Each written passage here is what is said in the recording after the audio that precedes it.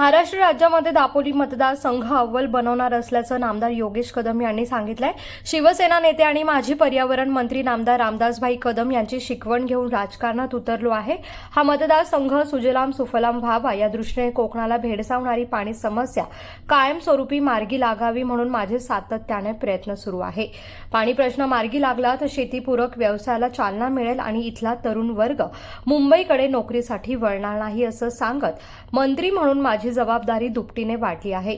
या मंत्रिपदाच्या कार्यकाळात मी कोणावरही अन्याय होऊ देणार नाही। सरकार आपलं आहे, सगळी प्रशासकीय यंत्रणा आपल्या हातात आहे। याचा फायदा घेऊन महाराष्ट्र राज्यात आपला दापोली मतदारसंघ अव्वल बनवणार असल्याचं राज्यमंत्री योगेश कदम यांनी सांगितलं आहे। आदिवली येथील महाराष्ट्र शासनाच्या मृद व जलसंधारण विभागामार्फत लघु पाटबंधारे अंतर्गत मंजूर झालेल्या सुमारे 13,44 लाखांच्या धरण भूमिपूजन कार्यक्रमाप्रसंगी ते बोलत होते। यावेळेस पुढे बोलताना ते म्हणाले, धरणामध्ये जमीन जाणाऱ्या प्रकल्पग्रस्त शेतकऱ्यांना जमिनीचा चांगला मोबदला मिळवून देण्यासाठी मी कटिबद्ध आहे।